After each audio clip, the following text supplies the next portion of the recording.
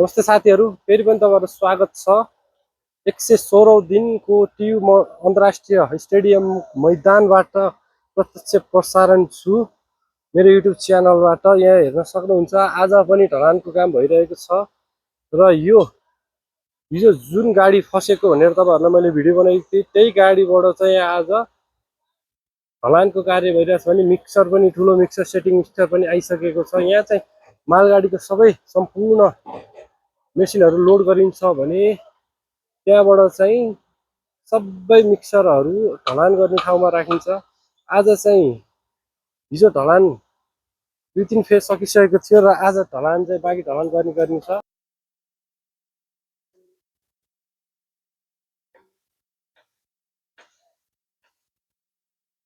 देखिरहनु भएको छ डाइभर्जन पनि हालिसकेको छ। हिजो यो डाइभर्जनको ढलान भइरहेको छ भने आज पनि यो डाइभर्जनको ढलान सकिएपछि माथि फर्मा राखेको यो ठाउँमा चाहिँ ढलानको कार्यहरू सम्पूर्ण समाप्त गर्ने भन्ने छ। यहाँनिर प्लेयरहरू रनिङ एक्सर्साइज गरिरहनु भएको छ। प्रोभाबल नयाँ प्लेयरहरू नै हुनुहुन्छ होला। यहाँ देखिरहनु भएको छ नयाँ खेलाडीहरू। उताको सबै ढलान सम्पन्न भइसकेको छ भने अब बाँकी ढलान भनेको यो पार्टको र अप्पर स्ल्याबको ढलानहरू सबै हुने भन्ने देखिएको छ। आज बेलुका मध्यरातमा यो ढलानको निर्माण सम्पन्न सबै कामहरू हुनुभएको छ भने आज चाहिँ पार्टिसन ढलान मात्रै गर्ने गरेको छ। बिम ढलान त्यसको लागि देखिरहनु भएको छ।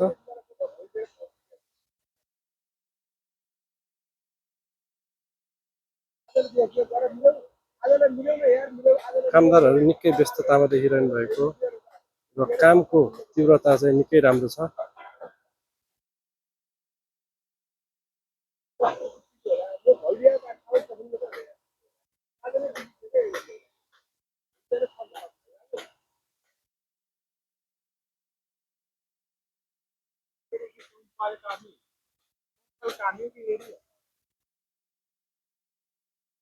दिपेन्द्र सिंह अहिले पनि आज मैदानमा देखिरहनु भएको छ। यहाँदेखि सक्नुहुन्छ उहाँको रनिङहरू स्ट्रेचिङदेखि लिएर मेबी अब आउने आइपिएलमा चाहिँ उहाँको प्रदर्शन एकदम तीव्र हुनेछ।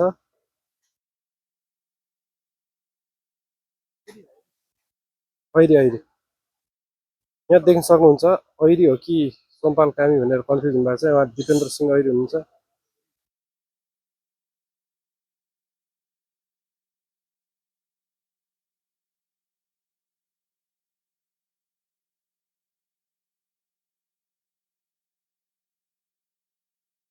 उहाँहरूले पनि यो निर्माण सम्पन्न चाँडै होस् र यही ग्राउन्डमा चाहिँ गेम खेल्न पाऊँ भन्ने निकै उहाँहरूको आश छ। आश र विश्वास चाँडै नै सम्पन्न हुन्छ भने अब दोस्रो आइपिएल सिजन 2 मा चाहिँ निकै नै राम्रोसँग खेल प्रदर्शन हुनेछ। यो ग्राउन्डबाट आज ऐरी टियु अन्तर्राष्ट्रिय स्टेडियममा जगिङको लागि ट्रेनिङको लागि आइरहनु भएको छ।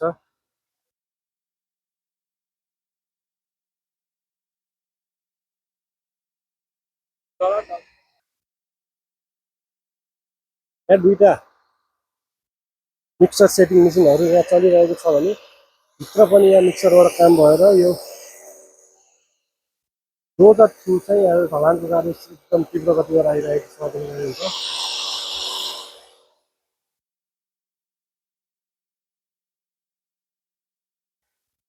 निर्माण कार्य धेरै नै राम्रो हिसाबले चलिरहेको छ। यता यतिको हिलोमा पनि राम्रै काम निर्माण चाहिँ रोकिएको छैन। जहाँ जसरी देखे पनि निर्माण भनेको चाहिँ रोकिनुहुन्न। बरु ढिला होस् सुस्त होस् तर निर्माण भनेको चाहिँ एकदम स्लो एन्ड स्पिडी जानै पर्छ।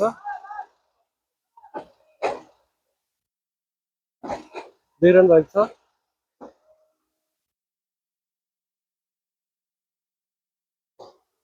अब ढलानको काम मात्रै बाँकी हो। सबै फर्मा सेटिङहरू सबै भइसकेको छ भने अब ढलान मात्रै गर्ने हो। फर्स्ट फेज सेकेन्ड फेज ढलान गरेर लोवर फेजको ढलान सबै सकिसकेको छ र अब अप्पर फेजको ढलान सकेपछि चाहिँ कुर्सीहरूको आगमन आउनेछ यो स्टेडियममा। जब कुर्सी बस्छ त्यसपछि त ढलानको यो स्टेडियमको रौनकै छुट्टै हुन्छ।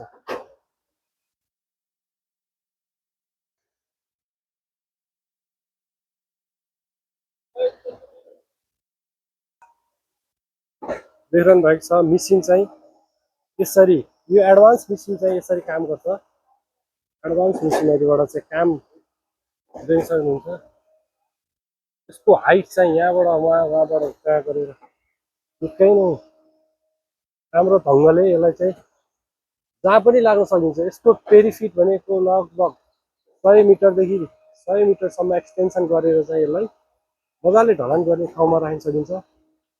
देखिरहनु भएको छ सिधा यो डोज यो डिस्पेन्सर, यसलाई डिस्पेन्सर अथवा यसलाई के भनिन्छ डिस्पेन्सर मेसिन नै हो यो पक्कै पनि। यो डिस्पेन्सर मेसिनलाई चाहिँ यति मजाले रोल गरेर आकाशमा तोप हान्नला सर चाहिँ देखिरहनुहुन्छ। यसको हाइट मात्रै कति छ भने यो हाइट हो यो डिस्पेन्सर मेसिनको।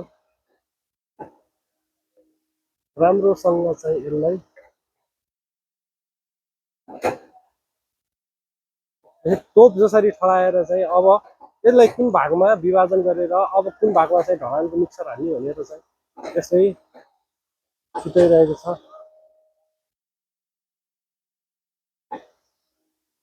देखिरहनु भएको छ यो ढलानको प्रक्रिया चाहिँ रोकिएको छैन। ढलान पानी पर्ला जस्तो छ, त्यही पनि ढलान भने चाहिँ आज हुनु नै छ, किनभने जति सक्यो चाँडै काम सम्पन्न गर्नुपर्ने छ यस क्रिकेट स्टेडियमको।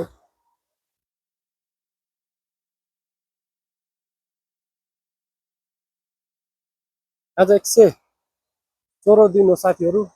जानकारीको लागि भनिदिन चाहन्छु आज 116औं दिन। कामको तीव्रता एकदमै राम्रो छ र काम चाहिँ एकदम राम्रो ढङ्गले भइरहेको छ। यतिको हिलो मैदानमा पनि काम भने रोकिएको छैन। यहाँ देख्न सक्नुहुन्छ यति हिलोमा यहाँ मिक्सरको प्रिमिक्स तयार हुँदैछ भने यो प्रिमिक्सलाई चाहिँ यसमा सेटरमा हालेर अनि त्यसपछि त्यहाँ डिस्पेन्स गरिन्छ। त्यहाँ डिस्पेन्स गरिरहेको तपाईँले म देखाउँदा यस थ्रुबाट अब गाडी तानेर डिस्पेन्स गर्दै मेटेरियल डिस्पेन्स हुन्छ र त्यहाँबाट चाहिँ सबै मेटेरियलहरू कुन ठाउँमा लगाएर राखिने हो त्यो चाहिँ यहाँबाट फेरि सुरु हुनेछ। साथीहरू लाइक सब्सक्राइब पनि गरिदिनु होला। तपाईँलाई यस्तै भिडियोहरू म डेली बेसिसमा चाहिँ उपलब्ध गराउनेछु।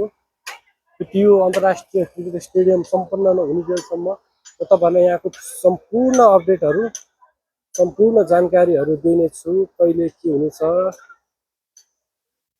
कामको तीव्रता यहाँ के डिस्कसन भइरहेको छ त्यो पनि हेर्न सक्नुहुन्छ।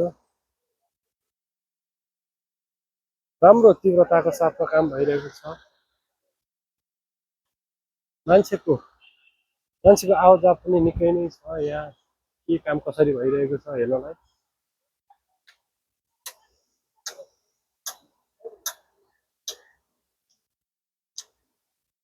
फेरि भोलि पनि अर्को अपडेटको साथ तयार हुने नै छु। भोलि पनि तपाईँहरूको सामु फेरि आउने नै छु। आजको लागि यति नै, धन्यवाद।